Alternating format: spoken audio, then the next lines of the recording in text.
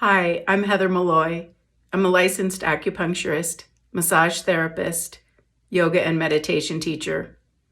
I've been working in the healing arts for 25 years now.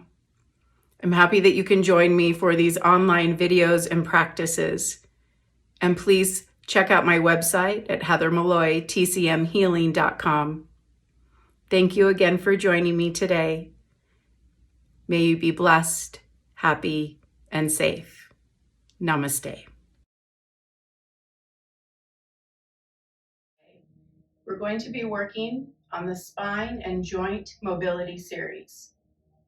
I'd like for you to find a good, comfortable chair and make sure that it's a harder chair to sit in, and give yourself a little bit of room between you and the back of the chair. Bring your feet onto the floor about hip width apart, and let's just start by coming into our bodies for a moment. Do a little bit of a wiggle in your chair, just kind of feel the seat. Notice your shoulders and roll your shoulders up and back a few times. And then let your shoulders relax. And let's take a few deep breaths. So beginning in through the nose and out through the mouth. Breathing in, exhale out. Good. And again, breathing in, exhale out. And one more breath, breathing in, exhale out. Take a moment here to check in with your body. Notice any awarenesses, sensations, and notice any needs that you might be sensing today. The joint series, we're going to start with the joints here. It's wonderful if you have any stiffness in your joints. This is a great one to do in the morning when you first get up. So we're going to start with the hands and just make some stars here, squeezing and opening, getting the blood flowing, working the hands, and then go ahead and even wiggle through the fingers, and then move into wrist circles. If you get any popping through this series, that's just a release of the joints. And in the Ayurvedic, we call it the vata, the release of the wind. So that often happens when we're working through the joints. So moving in now towards the elbows, we're going to stir the pots. And also, if you are recovering from any mobility or issues, you might be doing this one hand at a time.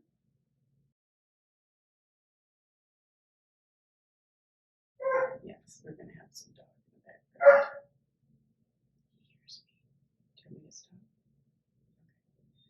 And then let's go ahead and move into the shoulders again, and nice and slow here, rolling the shoulders up and back. One more with the shoulders together, and then even single shoulder circles. And let's reverse that direction. And then release the shoulders down. Moving through the head and neck, we're going to do the 4 directions. So gazing up and then looking down. Coming back to center. When you do this, make sure you're lifting rather than letting the head drop down. We want to have some space in the back of the neck. Chin forward, same thing. There's a little bit of space between chin to chest. Coming up, gazing over one shoulder and looking over the other shoulder. And let's just even that out. We'll do that again. Looking over one shoulder and then the other shoulder. And then back to center. Nice. Go ahead and wiggle in your chair a little bit. Again, scooch forward if you found you are sitting back to the back of your chair. And then let's move down to the feet. We're going to toe heel the feet. And just rocking back and forth. You're lifting the heels, lifting the toes. And then we can even pedal that out by doing one at a time. And if you ever do get cramping or tightness in the arches, you can even hold these a little longer, lifting the heels, and press a little bit down into the toes, so you're bending the toes. And then press down to the heels and lift the toes. You can even wiggle the toes a little bit there. Good. Rock the feet side to side. And then we'll move into ankle circles. And let's do one at a time here. So you're going to draw a circle with the toe. Moving up to the knee joint next, draw a circle with the foot. And go slow with this. We tend to get fast moving through this, and the slower, the more mindful the movement is, the better for the joints. You can reverse that circle. Nice. Let's go ahead and move into just a smaller hip circle here. So if it's hard for you to lift your leg completely up, you can even just slide your foot back and forth. We'll get some mobility going here in the hip joint. Or if it feels okay to lift, you can even use two hands to give that leg some support. Back to center. Let's do the other ankle. So drawing a circle with your toe, and remember to sit up nice and tall when we're doing this series so you're engaging in through the belly, supporting with your core. Going up to the knee, do a circle with your foot. Again, slow it down, or just watch yourself. Think about your movement rather than just going through it really quickly. Then we'll move into the hip circle. Again, you can do just small circles here. There's a couple of different movements we'll do for the hips. This is to warm it up. And again, if you need to modify this, you can just slide the leg out and in, and you're still going to be getting some good mobility here for the hip. Back to center.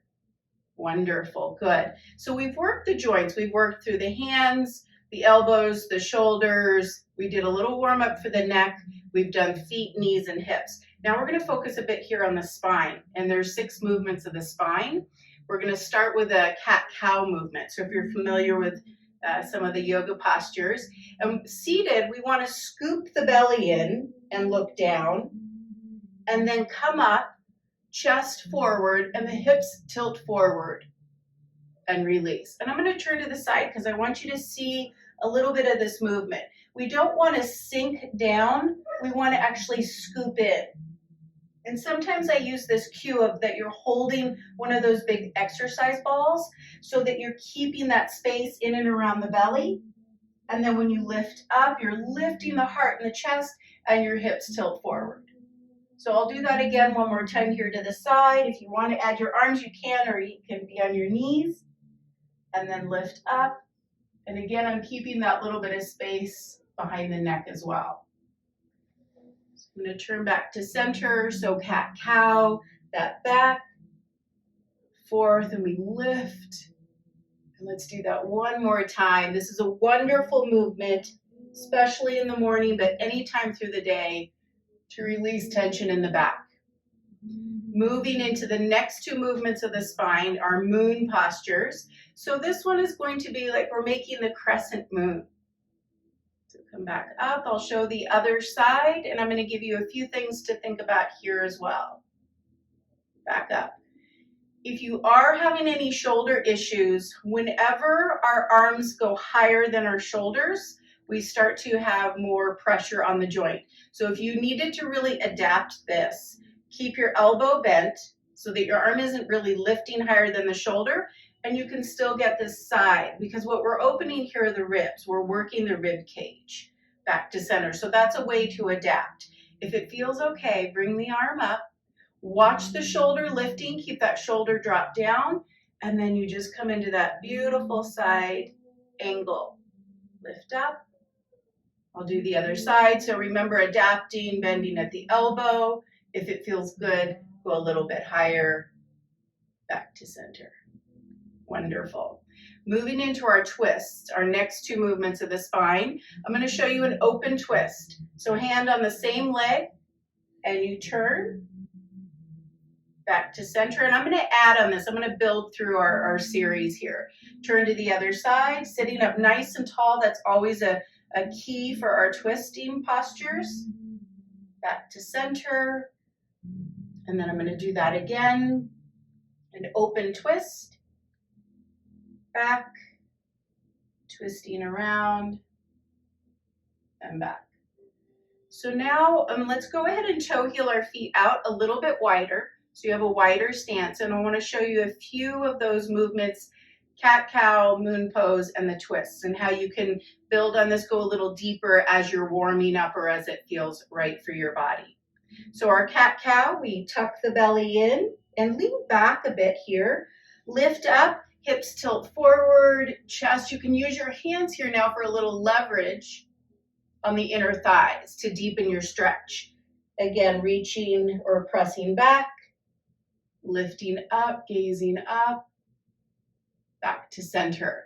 For our moon stretch, bringing the arm up, and if you want, you could lean a bit over onto that leg to the side. Even roll that upper shoulder back, gazing up. You'll feel that take this into a deeper stretch. Lifting up, over to the other side. So we're leaning into it. Roll that upper shoulder back. You can even gaze up. And lifting up. For our open twist, keeping the hand on the same leg, you twist, and I'm going to add the neck here. So look to your opposite shoulder or look back. This is a full spinal twist. Release. Other side, twisting again. You can use your hand for a little leverage. Look back again. And release. Now, when I was talking about an open twist versus a closed twist, that one's really nice because it keeps just the belly area open. So for just body-wise, comfort-wise, if you are pregnant, those are really nice way to get some mobility in the back without making it too deep of a twist. If you like, though, however, to do a more full twist, cross your arm over. And again, you can use that arm to reach back, look around towards your back, then gaze to the opposite direction. Release, and we'll twist to the other side. Cross over, look back. Look to your other shoulder, and back to center. Wonderful, good. Let's go ahead and toe heel the feet back. So here I'm going to recap and go through those so you just have an idea of what we've been working through today. So working our joints, upper body, shoulders, 4 directions, back to center, working the feet, doing our circles for our knees and for our hips. Do both sides. Back to center, and then the 6 movements of the spine are cat-cow, our moon postures, and our gentle open twists. So wonderful warm-up, wonderful release or a break in your day to get your body moving, the circulation, and your back and spine feeling healthy and happy. Thank you so much for joining me today. Have a beautiful day. Namaste.